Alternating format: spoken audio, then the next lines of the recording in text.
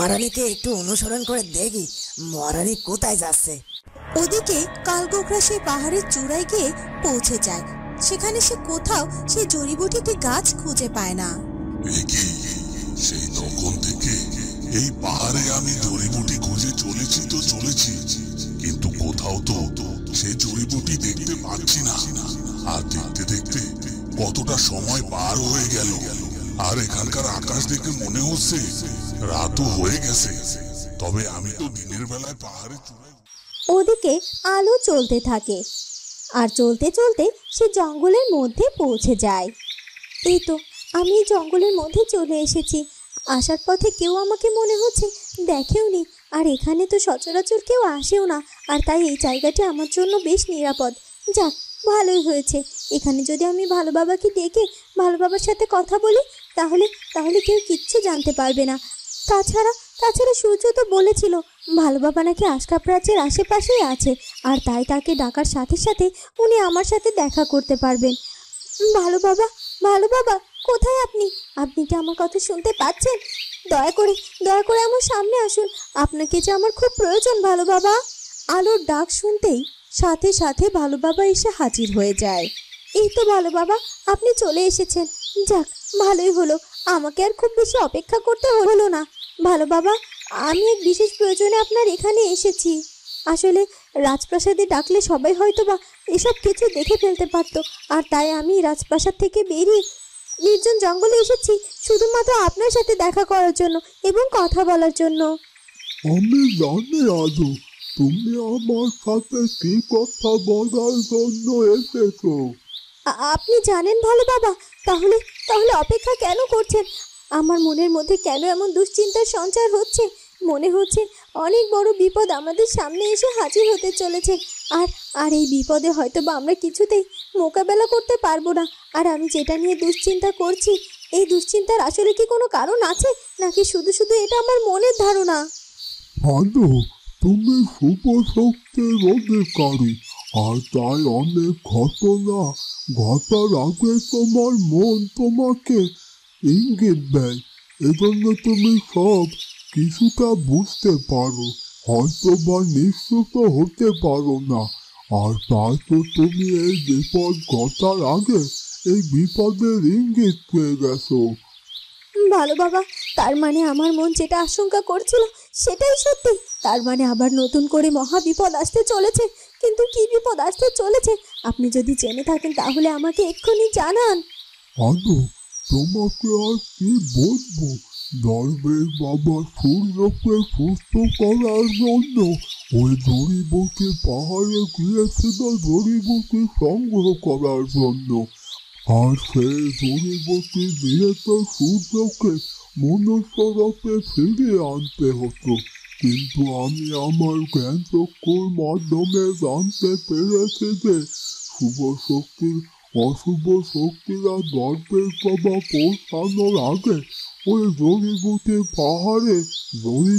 পাহাড় থেকে ওই জড়িবুটি সংগ্রহ করে নিয়ে চলে গেছে। কি বলছেন কি আপনি? তাহলে এখন কি হবে ভালো বাবা? এরপরে কি হবে সেটা তো আমি নিজেও বুঝতে পারছি না।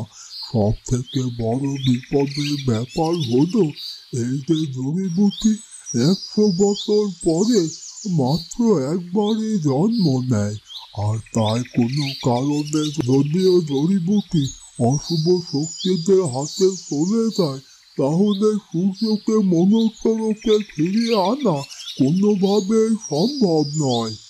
না, এটা কিছুতেই হতে পারে না, কিছুতেই না।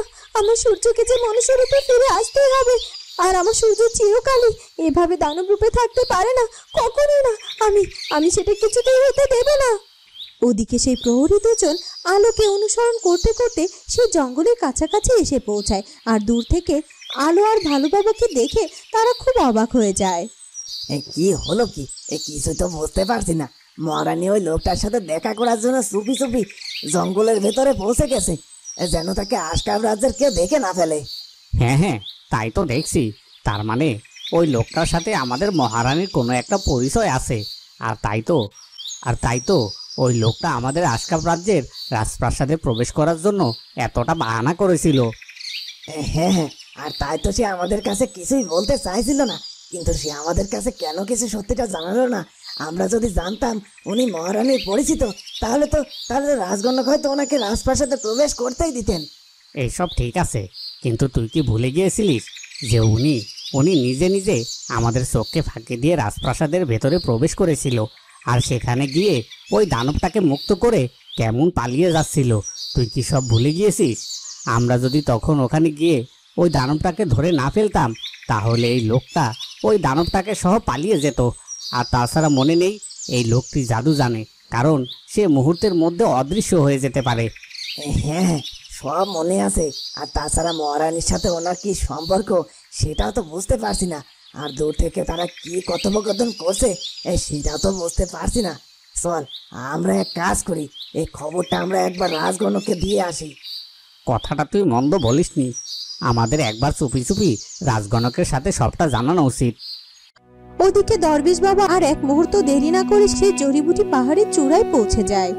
এই তো অবশেষে আমি পাহাড়ে এসে পৌঁছাতে পেরেছি।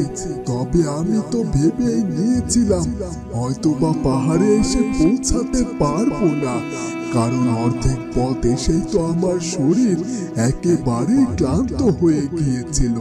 আর এই ক্লান্তি এতটাই বেশি ছিল যে আমি কিছুতে দ্রুত গতিতে চলতে পারছিলাম না। তবে আস্তে আস্তে হলেও তো শেষ পর্যন্ত এই পাহাড়ের চূড়ায় আমি পৌঁছাতে পেরেছি, এটাই অনেক। এখন এখান থেকে ওই জড়িবুটিটাকে সংগ্রহ করে নিয়ে যেতে হবে আমাকে। আর কোথাও দেরি না করে সোজাসুজি আশকাপ রাজ্যে পৌঁছে যেতে হবে। আর সেখানে গিয়ে সূর্যকে মানুষ রূপ ফিরিয়ে দিতে হবে, কারণ হাতে যে সময় খুবই কম। ওই অশুভ শক্তিরা যেভাবে ষড়যন্ত্র করতে শুরু করেছে, তাতে যখন তখন আলো বা সূর্য আবার বিপদে পড়ে যেতে পারে। ওদের হাত থেকে বাঁচতে হলে আলোর শক্তি ফিরিয়ে আনতে হবে এবং সূর্যকে মনুষ্য রূপে ফিরিয়ে আনতে হবে। আর তাই ওই দিকটা গিয়ে বরং আমি জড়িবুটিটা নিয়ে নিই। এ কথা বলে দরবেশ বাবা কিছুটা দূর এগিয়ে যায় যেখানে জড়িবুটি গাছ থাকার কথা, কিন্তু সেখানে দরবেশ বাবা কোনো জড়িবুটি গাছই খুঁজে পায় না। এখানে তো কোনো জড়িবুটি গাছ দেখতে পাচ্ছি না, কিন্তু আমার জানা মতে তো জড়িবুটি গাছ এখানে থাকার কথা। এই গাছটির সাথে ওই জড়িবুটি গাছের জন্ম হয়। তাছাড়া আমি নিজে ধ্যানের মাধ্যমে দেখতে পেলাম যে জড়িবুটি গাছটি এখানেই রয়েছে, কিন্তু এখন এসে আমি কেন জড়িবুটি গাছ খুঁজে পাচ্ছি না, এটাই তো বুঝতে পারছি না আমি। ও আচ্ছা, এবার সব বুঝতে পেরেছি।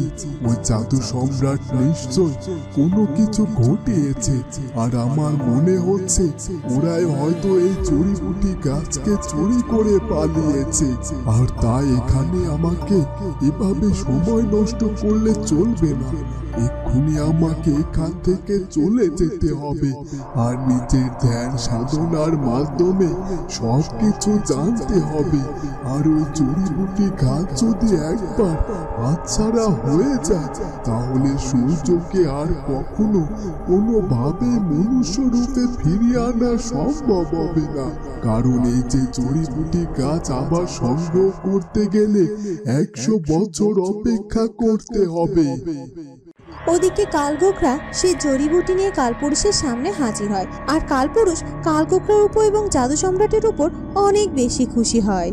কালপুরুষ, কালপুরুষ, আমরা পেরেছি কালপুরুষ, আমরা আপনার কথা রাখতে পেরেছি।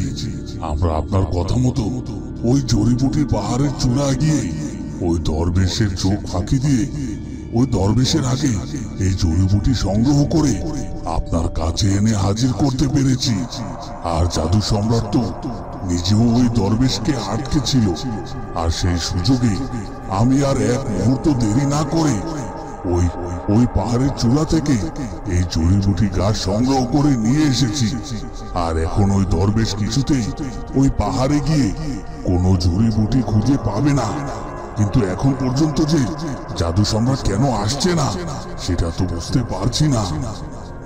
তখনই জাদু সম্রাট সেখানে এসে হাজির হয়। অনেক কষ্টে ওই দরবেশের হাত থেকে বেঁচে ফিরতে পেরেছি কালগোখরা। তুমি যদি আর কিছুটা সময় আমাকে দেরি করে ইঙ্গিত পাঠাতে, তাহলে তো ওই দরবেশ আমাকে মুহূর্তের মধ্যেই শেষ করে দিত। আমি হয়তোবা তোমাদের মাঝে আর ফিরে আসতে পারতাম না। আর ওই দরবেশের শক্তি এতটা শক্তিশালী যে ওর এক আঘাতে আমার শরীর এখনো চলছে। এখন বলো, তুমি কি জড়িবুটি নিয়ে আসতে পেরেছো?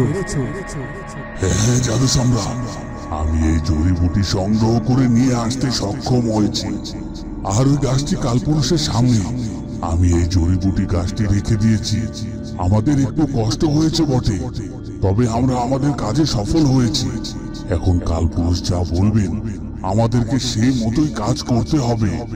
বলুন কালপুরুষ, এরপর আমাদের কি কাজ করতে হবে? তো বন্ধুরা, কি হতে চলেছে এরপর সেটা জানবো আমরা কুচবরণ কন্যার পরবর্তী পর্বে। আর আমাদের আজকের ভিডিওটি ভালো লাগলে অবশ্যই আমাদের চ্যানেলটিকে সাবস্ক্রাইব করে দিও। দেখা হবে পরের ভিডিওতে। ধন্যবাদ।